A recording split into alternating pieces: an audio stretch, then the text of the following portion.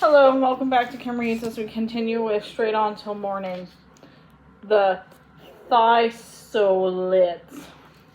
The sky above the jungle grew darker and lighter at the same time, shades exchanging depth and brightness. It took Wendy a moment of watching through the hole in the tree to realize this was happening. The storm was clearing up. The clouds were dissipating and leaving a streaky, just washed sky.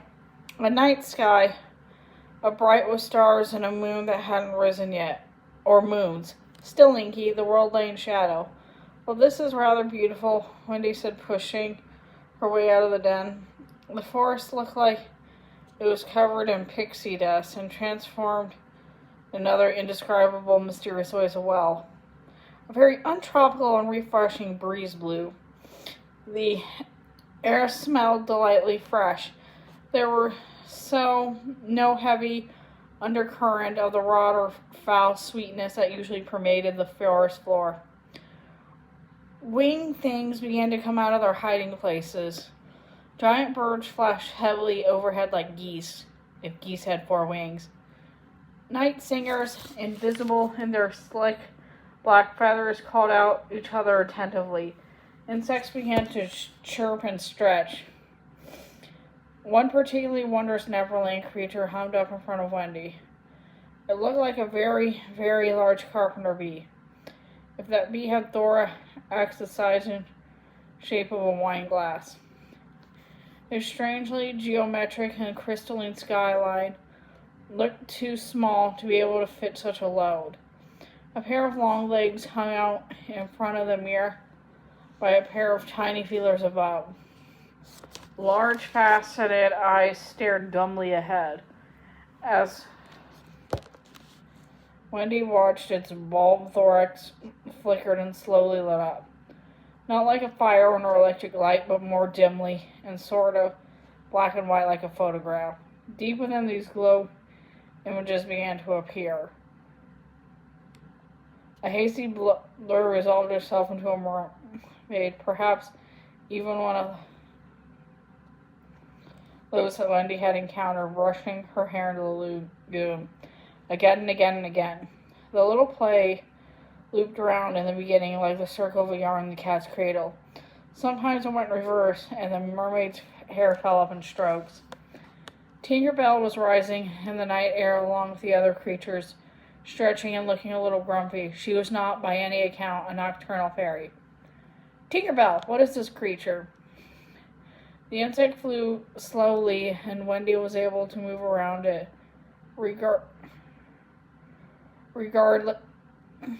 the thing from every angle. Also, like a carpenter bee, it seemed more interesting in hovering than actually going anywhere with purpose or direction.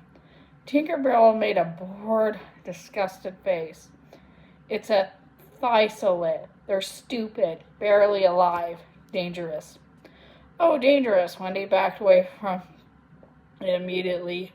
The amount of poison in a stinger from a thorax that would be enough to kill an army. No, not like that, Tinkerbell said, yawning. They suck you in. Not you, not everyone.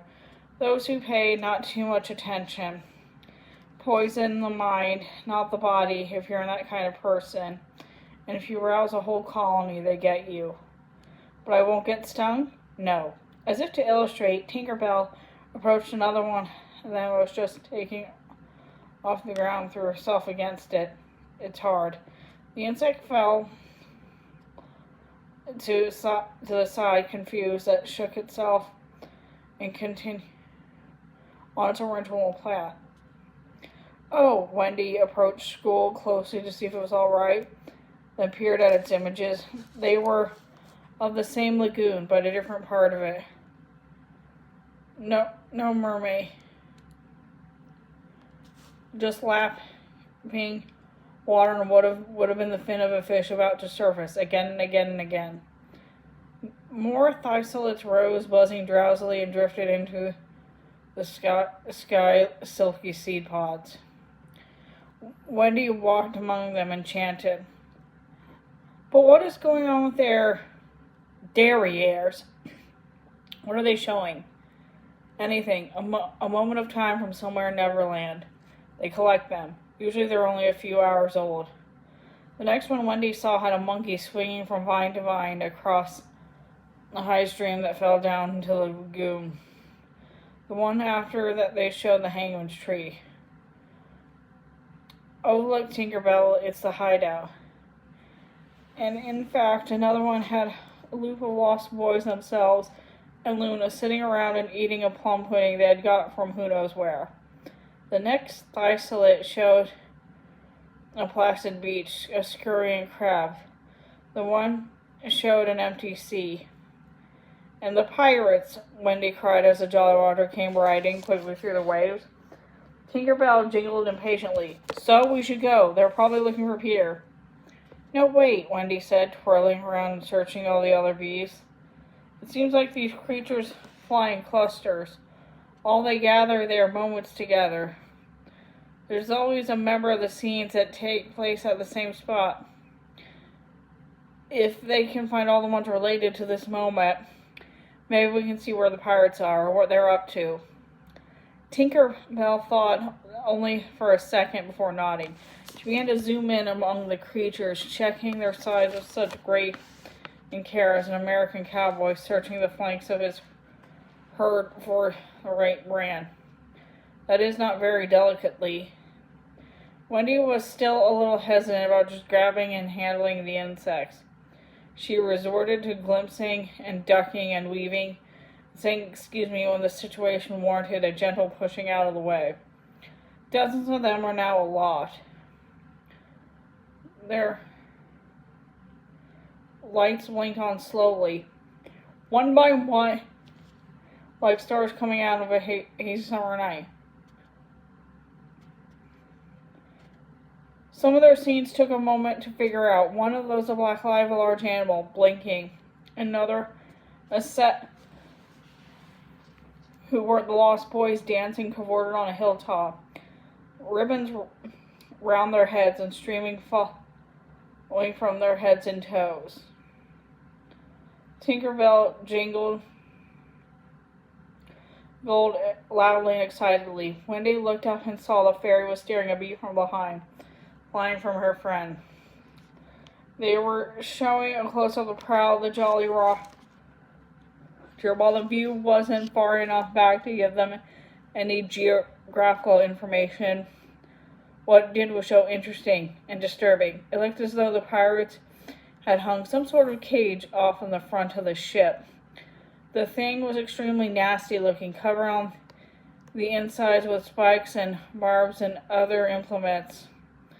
And inside this cage was a dark, oily figure that could only have been Peter's shadow. Watching it over was Hook, unmistakable even at that distance, at the bright red coat. What are they doing? It looks like they're torturing him. Wendy took the bee into her hands without thinking, trying to get a better look. She had to resist shaking it to see if it would help. What's the cage for? What are they suspending it over the water? I don't know. Is it to threaten the shadow with drowning, I wonder? Or are they using him to power the ship? Or maybe she spun around, letting the Thysolid go and running back to where Tinkerbell had found it. Now she batted the creatures carelessly in her seal to find the right one. Let's see. Water, more water, too. Oh, I know that face, she said, seeing a surprised and angry-looking pirate in one, as if the bee had almost knocked him on the nose. Ziggy, interesting fellow. Soda patch for him, sort of like a lighting-shaped one. Look, a beach with socks. Tinkerbell, does this look familiar to you at all? Tinkerbell watched the rolling waves and strangely shaped boulders rewind and play. She shrugged. They could be anywhere on the eastern coast. If the Thysolid is following the boat or the pirates, though, they are heading south. Wendy frowned. Why? Do they know where they're going? Do they somehow get a shadow to tell them where Peter is, do you think? Is that why they're torturing him? Tinkerbell shrugged again, but her brow was furrowed with worry. She made a little flying off gesture with her fingers. We should go. Yes, of course. Peter's is more shadow of hair than ever. And Neverland is, well, let's be off. And Wendy turned herself to launch herself in the air. But a Thysolid drifted with an unusually dreary image in its thorax. Almost entirely black and white and grainy, the interior of a dull house. Somehow the room seemed both vacant and cramped at the same time. There was an unset table. Two ghastly figures sat at it. One looked like he was about to say something, but didn't. "Michael! John!" Wendy cried. She cried till the closest being appeared desperately into its ball. A misty view of the street the darlings lived on. At dusk or dawn, empty of people. "Tinkerbell, you said those Thysolids only gathered moments in Neverland. How are they showing me London?" She caught another one, her fear of the supposedly dangerous things now entirely gone, as she tried to find another view of home. "Wendy," Tinkerbell jingled warningly, "we have to go. See, this is what they do." "But Michael and John, they look so sad. Do you think they miss me? How much time has passed there since I left? Oh, do just let me find one more." As she searched among the bees for more images of her brother, she was vaguely aware of the insects' growing numbers. The air was filled with a pleasant hum of their ridiculous little wings. It was hard to see anything new, much less take a close look at their behinds. "Wendy," Tinkerbell jingled, "your brothers are fine. They're distracting you, poisoning your mind." "Oh, don't be silly. I feel fine. Oh, look, it's the Sheesbo household," Wendy said, turning another Thysolid over in their hand. "What are they up to? Piano lessons? Funny, looking in on someone's house without them even knowing it. It's like being a peeping Tom, 1 second at a time. I wonder if Mrs. Crenshaw's house is here, too. I would love to see what he's up to. Wendy!" Struggling, Tinkerbell wove her way through the tightening mass of bees. She grabbed the human girl's arm and yanked it. "This is exactly what happens. You get caught. You humans. Too interested in what you can't see for yourself. You fill your head with too much noise. Too much news, you mean," Wendy corrected. "Look, there's Parliament. Oh my goodness, they're all arguing. What do you think it is? Taxes or something to do with Europe? Wait, is that a view of Paris? I've always wanted to see Paris." Wendy reached out with a bee for the Eiffel Tower, flashing on and off in its thorax like a strange warning beacon. It flew out just out of her reach. She lunged too far, but didn't fall. Instead, she found herself drifting softly several feet above ground. It wasn't the fairy dust, and she wasn't concentrating on floating or flying or anything else but grabbing the bee. In some ways, it was a far stronger phenomenon that held her aloft. Her legs and body were now entirely supported by the soft, furry Thysolids. She was only vaguely aware of this. "Wendy, come," Tinkerbell jingled anxiously. The dazed girl had finally managed to get hold of the bee she wanted. It was warm and plummy in her hands, comforting, not at all dangerous or disobedient. A bit like that stupid little dog her parents had given her, but quieter and far more pleasant. The smell of honey filled the air, sweet and soothing. The cityscape of Paris in miniature was enchanting. Everything was lovely. I'm going to stop it right there, and I'll continue later. Bye-bye.